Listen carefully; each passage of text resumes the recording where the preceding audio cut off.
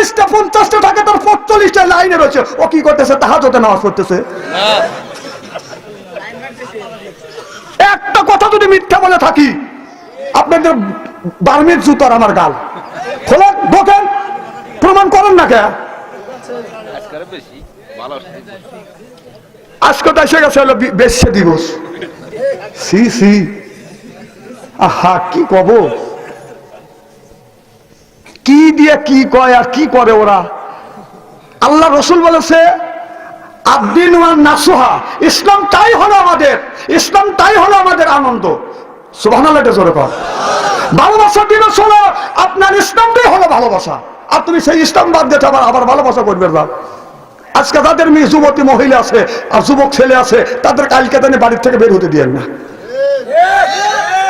কথা কন, এই নারীরা 2 টাকা দিয়ে কেনে ফুল, মোল্লা ছাড়া করে কবুল।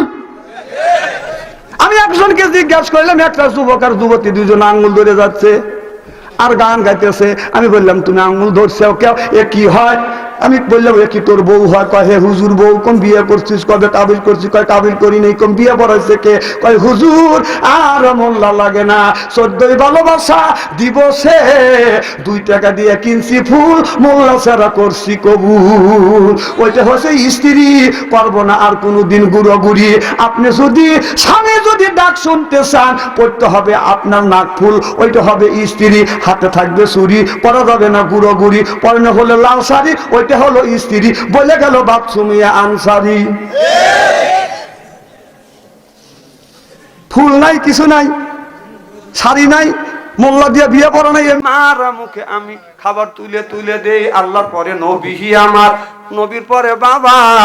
আল্লাহর পরে নবীহি আমার, নবীর পরে বাবা। মায়ের উপর ফরজ হলো করতে বাবার সেবা রে ভাই, করতে বাবার সেবা। মা বাবার সেবা করা সন্তানেরই ফরজ। দুঃখ দিয়ে মক্কায় গেলে হবে না তোর হক রে ভাই, হবে না তোর হক। তুই যাবি যদি হবে খুশি রাখো কাজে, হজ হবে তোর খুব সহজে, করিলে তার পাই রুবি। বাবা জান্নাতেরও চাবি, কথা বলছে দয়াল নবী। সুবহানাল্লাহ। লোকমান বলে বন্ধু বিশ্বাস যদি না হয়, আমার অসুস্থ মার কাছে জিজ্ঞেস করে দেখো। এক বন্ধু যা বলে, ও গো মা, আপনার বেটা লোকমান কি হজে গেছে? মা বলে বেটা আমি জোরে কথা বলতে পারি না, তোমার কানটা আমার মুখের গোড়া লাগিয়ে দাও। এক বন্ধু কানটা মার মুখের গোড়ায় যখন লাগিয়ে দিলাম, মা বলে বেটা আমার বেটা লোকমান হজে যায় নাই, আমি মা বিছানা পরে পায়খানা করছি, আমি মা বিছানা পরে প্রসাব করছি, আমার বেটা লোকমান আমার পায়খানা প্রসাব গুনে পরিষ্কার করছে। আমার বেটা যদি হজে যাইতো, আমি মাকে আমার খেদমত করতো, আমি নিষেধ করছি বেটা হজে যায় না। 6 বন্ধু কান্দের বলে বন্ধু রে, আমরা 6 জন 12টা চোখ দিয়ে দেখছি, এটাও সত্য। মা যেটা বলেছে এটাও সত্য। এটা কেমন খেলা? লোকমান বলে বন্ধু রে, এটা হলো প্রেমের খেলা। চিল্লাকান আল্লাহু আকবার। যখন তুমি ছোট্ট ছিলে, দাঁত ছিল না মুখে, নিজে না খাইয়া মায়ে খাওয়াইছে তোমারে, বাবা খাওয়াইছে তোমারে, উষ্টে পিষ্টে মায়ে তোমায় করলে তোমায় বড় বড় হয়। তুমি যদি ওই মায়ের সারো রে ভাই, ওই বাবারে সারো, আল্লাহ তো সারিবেন না তোমায় রোজ হাসরের দিন।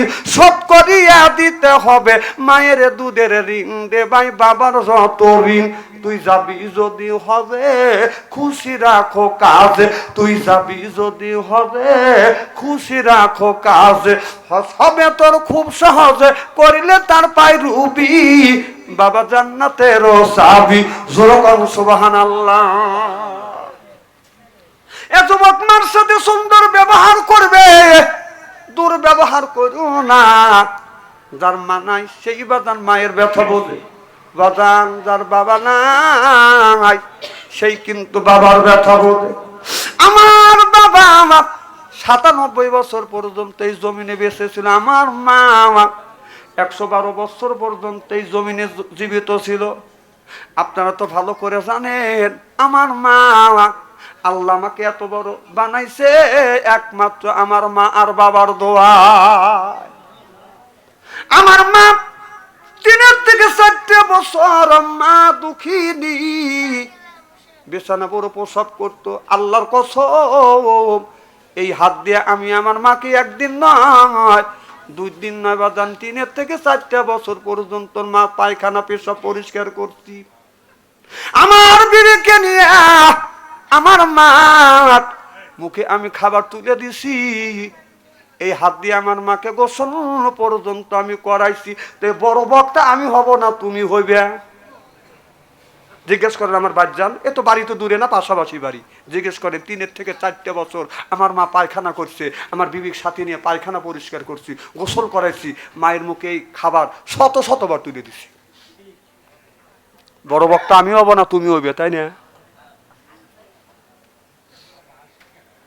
মা যার নাই সেই মার ব্যথা বোঝে। আমি এখন বুঝি বাবা।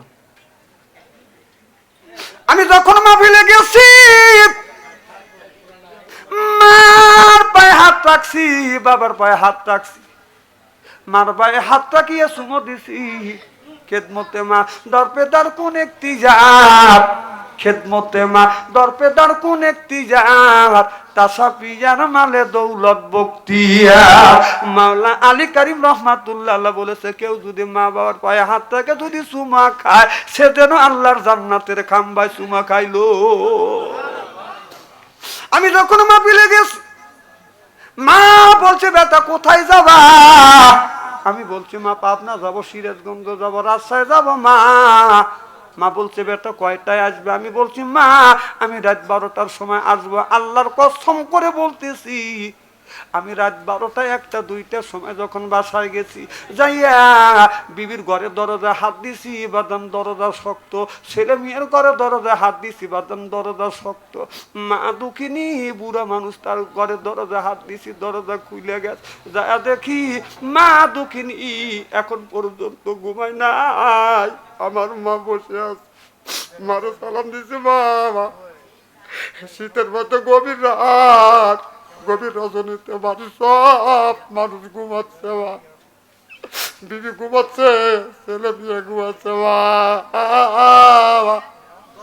তুমি কেন ঘুমাও না? মা বলে, বেটা রে বাড়ির সব মানুষ ঘুমাইতে পারে, আমি মা যতক্ষণ পর্যন্ত বাসায় না আসো এতক্ষণ পর্যন্ত আমি মা বিছানায় পিঠ দেই না। আল্লাহর কসম করে বলতেছি বাজার আমার কাছে আর কেউ দরজা খুলে আমার জন্য অপেক্ষা করে না। যে মানুষটা অপেক্ষা করতেছে হলো আমার মা।